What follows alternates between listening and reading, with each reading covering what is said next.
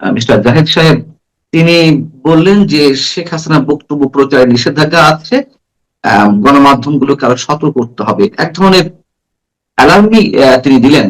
আমার প্রশ্ন অ্যালার্ম হচ্ছে না, যে, হুমকি, হুমকি, থ্রেট। আচ্ছা, হুমকি, হ্যাঁ, সেটিকে আপনি কিভাবে দেখছেন? এবং গণমাধ্যম তো তার বক্তব্য সরাসরি প্রচার করছে না, বিশ্লেষণ করা হচ্ছে। আর যেটি প্রথমে বলছিলাম যে ওয়েলকাম না জানিয়ে তার বক্তব্য প্রচার করা যাবে না, আপনি যদি একটু পুরোপুরি বলেন আর কি বলতে আসলেন। আচ্ছা, শোনেন পান্না, বাংলাদেশের রাজনীতি খুব, কি বলবো আমি, এক ধরনের, এক কথায় বলতে গেলে নোংরা পর্যায়ের রাজনীতি।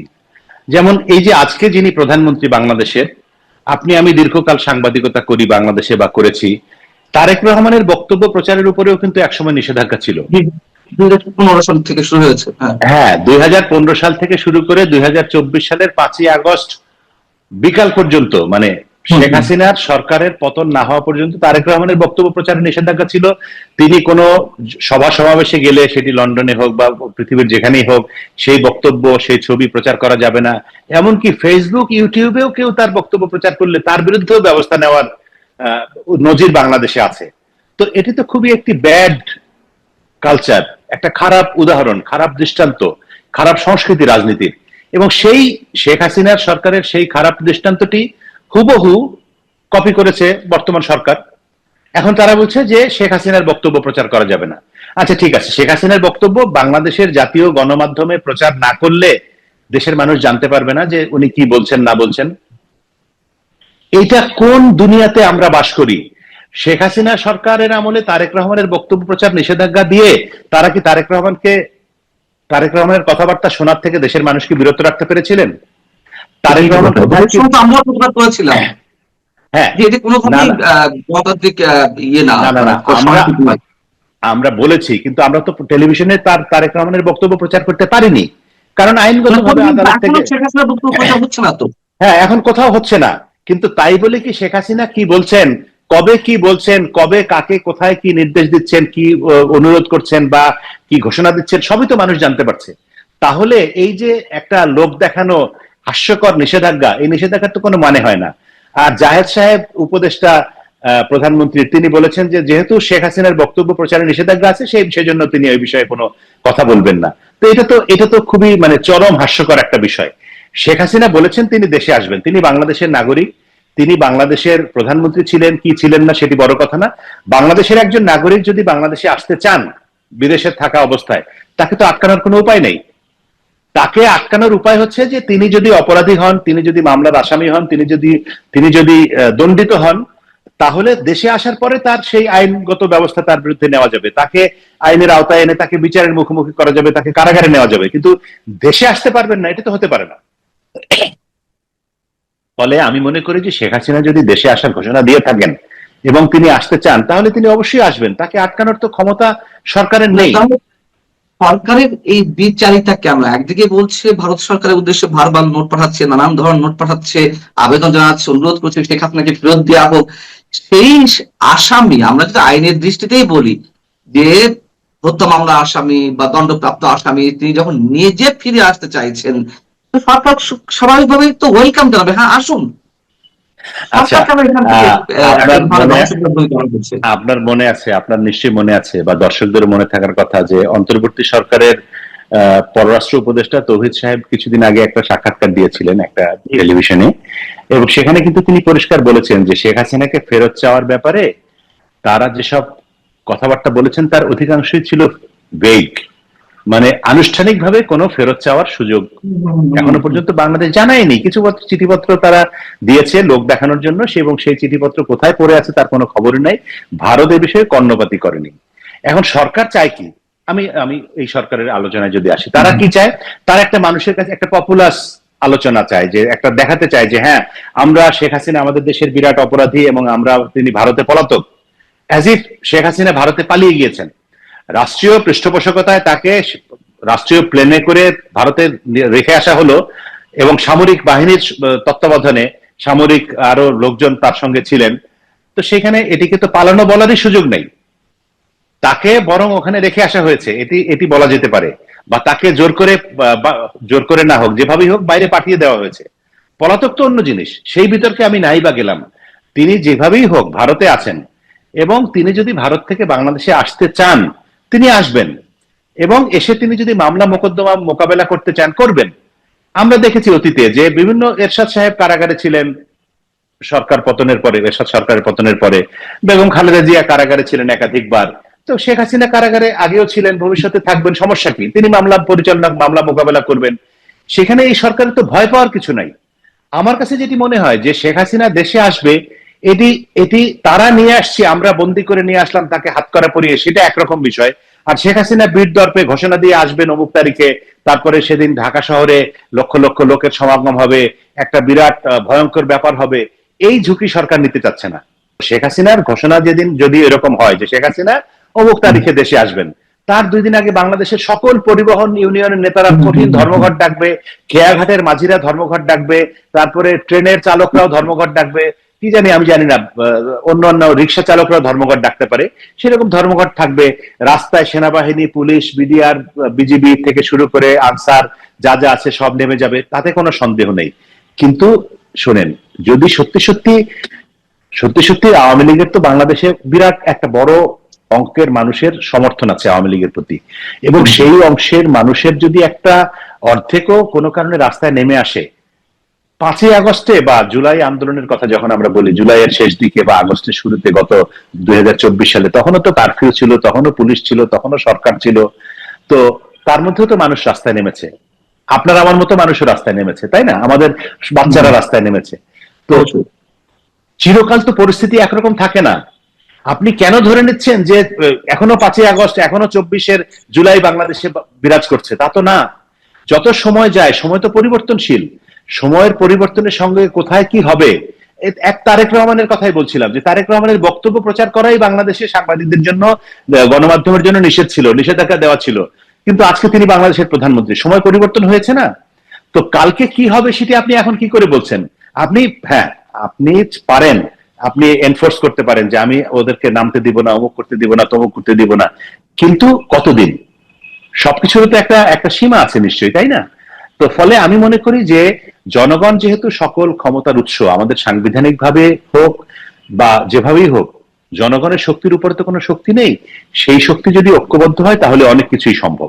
সেখানে শেখ হাসিনার দেশে আসা কিংবা অন্য যে কোনো ঘটনা খুব অসম্ভব কিছু না। এই তারেক রহমানের সবচেয়ে উদাহরণ তো সবচেয়ে বড় উদাহরণ, যে যিনি বাংলাদেশে, যার নাম উচ্চারণ করা নিষিদ্ধ ছিল, তিনি আজকে বাংলাদেশের প্রধানমন্ত্রী। তো এই দেশে কি না ঘটতে পারে? এটা হচ্ছে যে অন্তর্বর্তী সরকারের সাবেক প্রধান উপদেষ্টা থেকে শুরু করে কোন উপদেষ্টার বিরুদ্ধেই বর্তমান বিএনপি সরকার কোন ধরনের ব্যবস্থা নিল না, অসংখ্য অভিযোগ থাকা সত্ত্বেও। কিন্তু আমরা হঠাৎ করে দেখতে পেলাম 2 দিন আগেই সম্ভবত আমাদের স্বরাষ্ট্রমন্ত্রী সালাউদ্দিন সাহেব তিনি সংসদে দাবি করলেন প্রধানমন্ত্রীর উদ্দেশ্যে যেন অন্তর্বর্তী সরকারের সব উপদেষ্টার বিরুদ্ধে দুর্নীতি বিষয়ক তদন্তের ব্যবস্থা করা হয়। আমরা একই সঙ্গে দেখলাম যে ঝালকাঠির একজন এমপি, বিএনপি দলীয় সংসদ সদস্য রফিকুল ইসলাম জামাল, তিনি হঠাৎ করে জামাতের রাজনীতি বন্ধের দাবি জানালেন। আবার বিপরীতে আমরা দেখতে পাই যে বিভিন্ন ইস্যুতে তারা সোনায় সোহাগা, ঐকমত্যের জায়গা থাকে। হঠাৎ হঠাৎ করে এই ধরনের দাবি তোলার কারণ কি? দুর্নীতি তদন্ত অন্তর্বর্তী সরকারের বা জামাতের রাজনীতি বন্ধের বিষয়? আপনি শেষে যেই কথাটি বলেছেন সেটাই হচ্ছে আমার বিবেচনায় মূল কথা, যে এরা আসলে, জামাত এবং বিএনপি কখনোই আলাদা কোনো সত্তা না। জামাত বিএনপি একই সত্তা বাংলাদেশের রাজনীতিতে। কারণ বাংলাদেশের রাজনীতি আমরা বহুকাল ধরে দেখে আসছি যে বাংলাদেশের রাজনীতির 2টি ধারা, একটি হচ্ছে আওয়ামী লীগ পন্থী এবং একটি হচ্ছে এন্টি আওয়ামী লীগ পন্থী, এবং সেই এন্টি আওয়ামী লীগ পন্থীর মূল নেতৃত্বে হচ্ছে বিএনপি, এবং তাদের বিভিন্ন সময় বিভিন্ন রকম সহযোগী রাজনৈতিক দল, সংগঠন ইত্যাদি থাকে। জামায়াতে ইসলামীও সেরকমই একটি সহযোগী সংগঠন। সময়ের প্রয়োজনে বা বাস্তবতার নিরিখে এসে এখন জামায়াত বিএনপির অপোজিশন, মানে সংসদে বিএনপির বিরুদ্ধে বিরোধী দল হিসেবে ভূমিকা পালন করছে। কিন্তু আমি মনে প্রাণে বিশ্বাস করি বা মানি যে যদি আবার আগামীতে কখনো এরকম বাস্তবতার তৈরি হয় যে আওয়ামী লীগ রাজপথের রাজনীতিতে ফেরত আসছে, তাদের উপর থেকে নিষেধাজ্ঞা প্রত্যাহার হয়েছে, বা আওয়ামী লীগ বিএনপি একটা মুখোমুখি অবস্থানে চলে গেছে রাজনীতিতে, তখন কিন্তু জামায়াত অবশ্যই বিএনপির সঙ্গেই যুক্ত হবে, বিএনপির রাজনীতির ধারার সঙ্গেই যুক্ত হবে এবং অ্যান্টি আওয়ামী বা আওয়ামী বিরোধী যে সত্তা রাজনীতির, সেখানেই তাদের মূল শক্তি। তারা সত্যি সত্যি জামায়াতের রাজনীতি নিষিদ্ধও চায় না বা জামায়াতের বিপক্ষে অবস্থানও তাদের না। এই হলো বর্তমান। আচ্ছা, আর এটি এর বাইরে আপনি যে কথাটি বলেছিলেন যে অন্তর্বর্তী সরকারের দুর্নীতির তদন্ত, আমরা এই আপনার অনুষ্ঠানেই বিভিন্ন সময় আলোচনা করেছি বা অন্যান্য আলোচনায় আমরা শুনেছি যে সরকার পতনের পরে, ক্ষমতাচ্যুতির পরে বাংলাদেশে বঙ্গবন্ধু শেখ মুজিবুর রহমান অথবা জিয়াউর রহমানের কথা আলাদা, কারণ তারা নিহত হয়েছেন, যারা জীবিত ছিলেন তাদের প্রত্যেকের বিরুদ্ধে বেগম খালেদা জিয়া থেকে শুরু করে শেখ হাসিনা থেকে শুরু করে এরশাদ থেকে শুরু করে সবাইকে মামলা ফেস করতে হয়েছে। বলা হয়ে থাকে যে এখনকার যারা ক্ষমতায় আছে বা এই ক্ষমতার যারা পৃষ্ঠপোষক, সেই ছাত্র জনতার আন্দোলনকারী, জুলাই অভ্যুত্থানকারী, সকলেই বলে আসছিল যে আওয়ামী লীগ নাকি ইতিহাসের সবচেয়ে বড় দুর্নীতিবাজ, তারা সবচেয়ে বেশি দুর্নীতি করেছে। কিন্তু তাদেরই পৃষ্ঠপোষকতাকারী প্রতিষ্ঠান TIB, transparency international Bangladesh chapter, তারা বলছে যে তত্ত্বাবধায়ক অন্তর্বর্তী সরকারের 1.5 বছরে বাংলাদেশে নজিরবিহীন দুর্নীতি হয়েছে এবং সেই দুর্নীতির বিরুদ্ধে বাংলাদেশের কোথাও কোনো ধরনের কোনো বিচার হয় না, কোনো মামলা হয় না, কোনো তদন্ত হয় না, কোনো অনুসন্ধান হয় না। এটি কি কল্পনা করা যায়? এবং আমরা দেখেছি যে সংসদ সদস্য, বর্তমান সংসদের সদস্য থেকে শুরু করে অনেক মানুষ কিন্তু প্রফেসর ইউনূসের বিরুদ্ধে মামলা করতে গিয়েছেন বিভিন্ন অজুহাতে। সেই মামলা আপনার নামেও কেউ মামলা করতে পারে, আমার নামে কেউ মামলা করতে পারে। প্রফেসর ইউনূস বাংলাদেশের একজন নাগরিক, তার নামেও কেউ মামলা করতে পারে। তিনি যদি নির্দোষ হন, সেটি আদালত বা প্রথমে পুলিশ প্রশাসন তদন্ত করার মধ্য দিয়ে একটা পর্যায়ে আগাবে। তারপরে যদি আদালতে যায়, ভালো, আদালতে তিনি নিজেকে নির্দোষ প্রমাণ করবেন। কিন্তু তার বিরুদ্ধে কোনো মামলাই করা যাবে না, এটা তো কোনো কথা হতে পারে না। এরকম তো নজিরবিহীন বাংলাদেশে এই ঘটনা। এখন কথা হচ্ছে যে কেন সরকার প্রফেসর ইউনূসের প্রতি এতটাই দায়বদ্ধ, কেন বর্তমান সরকারের প্রফেসর ইউনূসের প্রতি এতটাই কৃতজ্ঞতা যে তার বিরুদ্ধে কোনো মামলাই তারা দিবে না, কিছুই করতে দিবেন না। শুধুমাত্র ওই যে আওয়ামী লীগের আমলে দুর্নীতির বিচার হবে, বিএনপির আগের দুর্নীতির কথা তো মানুষ ভুলেই গিয়েছে, ফলে সেগুলি নিয়ে তো আর কোনো কথা বলার দরকার নাই। অ্যাজ ইফ বাংলাদেশে বিএনপির আমলে কোথাও কোনো দুর্নীতি হয়নি, সেগুলি বা কোনো অপরাধ ঘটেনি। তো বাংলাদেশের রাজনীতিতে এখন এমন একটা অবস্থা দাঁড়াচ্ছে যে সকল অপরাধ হচ্ছে শুধুমাত্র আওয়ামী লীগের। তো আওয়ামী লীগ নিশ্চয়ই প্রত্যেকটা রাজনৈতিক দল ক্ষমতায় থাকলে অনেক অপকর্ম করে এবং সেগুলোর প্রত্যেকটিরই তদন্ত হওয়া, বিচার হওয়া মানুষের দাবি। মানুষ, তত্ত্বাবধায়ক সরকারের একজন উপদেষ্টা চিকিৎসার জন্য যে পরিমাণ টাকা নিয়েছেন, সেই টাকা তো একটা মানুষের সারা জীবনের চিকিৎসার জন্য লাগার কথা না। তো এগুলি দুর্নীতি না? কেন এগুলি হয়েছে? একজন চা খাওয়ার জন্য, নাস্তা খাওয়ার জন্য, আপ্যায়ন খাওয়ার জন্য ওই যে গণভবনকে কি বানিয়েছে, চিড়িয়াখানা নাকি জুলাই চিড়িয়াখানা না জুলাই জাদুঘর, সেখানে নাস্তা খাওয়ার বিল হচ্ছে কত লক্ষ টাকা। এগুলো কত কোটি টাকা। এগুলি হাস্যকর না? এগুলি তদন্ত হওয়া উচিত না? তাহলে ডক্টর ইউনূস সরকারের বিরুদ্ধে কোনো ধরনের কোনো ব্যবস্থা নেওয়া হচ্ছে না কেন, অসংখ্য অভিযোগ থাকা সত্ত্বেও? 2 হচ্ছে, সালাউদ্দিন আহমেদ সাহেব স্বরাষ্ট্রমন্ত্রী যেটি সংসদে দাবি করলেন অন্তর্বর্তী সরকারের উপদেষ্টাদের বিরুদ্ধে বা সংশ্লিষ্টদের বিরুদ্ধে দুর্নীতির তদন্তে, সেটি কি কেবলমাত্র শো অফ? মানুষ তো মনে করে যে আসলে প্রফেসর ইউনূসের সরকার মূলত চালাতো তো জামায়াতেরই সরকার ছিল এটি। প্রফেসর ইউনূস তো সামনের একজন পুতুল হিসেবে ছিলেন, কিন্তু ওই সরকারের মূল চালিকা শক্তি ছিল জামায়াতে ইসলামী এবং তাদের সঙ্গে ছিল এখনকার যেটা এনসিপি বা আমাদের শিশু কিশোরদের যে দল, তারা। তো সেইখানে তারা এখন সংসদে বিরোধী দল আছে, বিরোধী দলের অংশীদার হিসেবে এনসিপি আছে। তাদেরকে এক ধরনের চাপে রাখার জন্য সালাউদ্দিন সাহেব এই কথা বলে থাকতে পারেন বলে আমার ধারণা।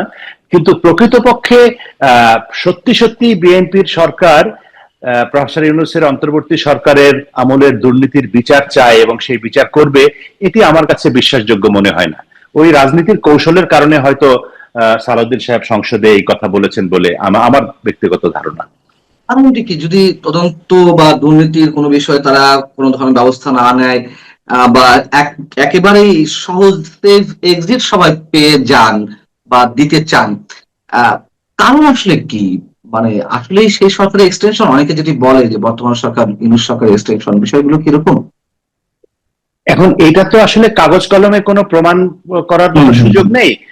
আমরা একটা মানুষকে বিচার করি বা মূল্যায়ন করি কি দিয়ে? তার কাজকর্ম দিয়ে। তো একটা মানুষ বা একটা প্রতিষ্ঠান বা একটা সরকার, তো এই সরকারের শুরুর দিকে ধরেন সরকার ফেব্রুয়ারিতে দায়িত্ব নেওয়ার পরে প্রথম প্রথম কিছুদিন কিন্তু মনে হয়েছিল যে না, তারা এক ধরনের একটা একটা সমতার ভিত্তিতে রাজনৈতিক দায়িত্ব পালন করছেন, সরকারের দায়িত্ব পালন করছেন। কিন্তু যত দিন যাচ্ছে ততই তাদের চরিত্র এবং আচরণ স্পষ্ট হয়ে উঠছে যে এই সরকার আসলে এক ধরনের ইউনূস সরকারের এক্সটেনশন, এবং তাদের প্রণীত সকল অধ্যাদেশকে আইনে পরিণত করা, অধিকাংশ, সকল না হলে অধিকাংশ অধ্যাদেশকে আইনে পরিণত করার থেকে শুরু করে তাদের সকল কাজকর্মকে রাজনৈতিকভাবে, আইনগতভাবে, সংসদীয়ভাবে বৈধতা দেওয়া, এবং তাদের দুর্নীতির বিরুদ্ধে কোন রকম প্রশ্ন তোলার সুযোগ না দেওয়া, তাদের বিরুদ্ধে কোন রকম কোন মামলা মোকদ্দমা করতে না দেওয়া দেশের মানুষের কারো ইয়াতে।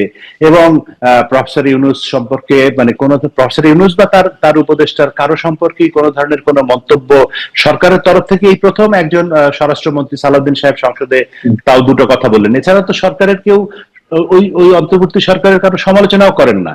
এই যে এত বড় ঘটনা ঘটে গেল যে অন্তর্বর্তী সরকারের আমলে সবচেয়ে বেশি দুর্নীতির ঘটনা ঘটেছে বাংলাদেশের 1.5 বছরে, এটি নিয়ে তো সংসদে তুমুল আলোচনা বিতর্ক হওয়ার কথা ছিল বা কথা হওয়ার কথা ছিল, কিন্তু সেরকম শিশু এই পর্যন্ত নিহত হলো সেটি নিয়েও কোনো কথা নেই। হ্যাঁ, এবং সেই হামের বিষয়ে আপনি দেখেন যে আমাদের বর্তমান স্বাস্থ্যমন্ত্রী বিভিন্ন সময় কিন্তু বলার চেষ্টা করেছেন। প্রথম দিকে তিনি একটু কি বলবো গা বাঁচানোর কৌশল অবলম্বন করলেও শেষ দিকে এসে কিন্তু তিনি পরিষ্কারভাবেই বলেছেন, সংসদে বলেছেন, বাইরেও বলেছেন, সাংবাদিকদেরকে বলেছেন, সচিবালয়ে বলেছেন যে অন্তর্বর্তী সরকার সময় মতো টিকা না কেনার কারণেই টিকার ঘাটতি হয়েছে দেশে, এবং সেই কারণেই এত শত শত শিশুর, হাজারো শিশুর মৃত্যুর ঘটনা ঘটেছে।